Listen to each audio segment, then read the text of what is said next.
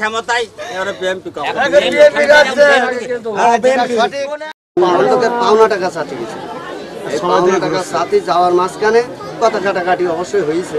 তার হত্যার আমরা নৃশংসভাবে বিচার চাই সরকারের কাছে, প্লাস আমার দলের নেতাকর্মীদের কাছে, আমি জনগণবাসী, দেশবাসী, গ্রামবাসীর কাছে এর সুষ্ঠু বিচারটা হয় আর এই আসামির যেন একান্তভাবে ফাঁসি হয়।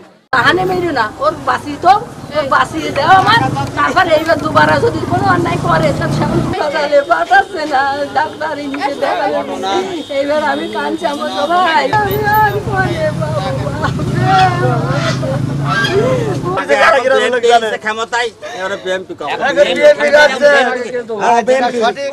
পাওনা টাকা চাতে গেছে, আমার ছেলে চাতে গেছে, টাকাটা দেয়নি, একটু আমার ছেলে রাগরাগালি করে চলে গেছে। আসার পরে এখানে এনে আমার ছেলেটা মেরে আহত করে ঠিক আছে।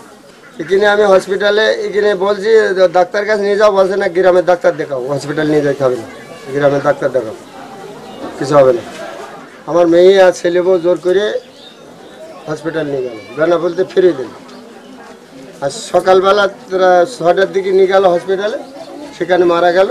এখন আমার এই বিচারটা আপনারা সুস্থ চাই। পাওনা টাকাকে কেন্দ্র করে এদের দুজনের ভিতরে হাতাহাতি হয়। হাতাহাতির পরে যে ভিকটিম তারে ক্লিনিকে নিয়ে প্রাথমিক ট্রিটমেন্ট করানো হয়েছিল। তারপর বাড়ি নিয়ে আসার পরে আজকে সকালে আবার তাকে হাসপাতালে, সদর হাসপাতালে নিয়ে যায়। সদর হাসপাতালে যাওয়া অবস্থায় তাকে চিকিৎসাধীন অবস্থায় চিকিৎসা মৃত ঘোষণা করে। খবর পাইয়ে আমরা এখানে আসছি, এখানে অভিযান পরিচালনা করছি, আইনগত প্রক্রিয়াধীন আছে।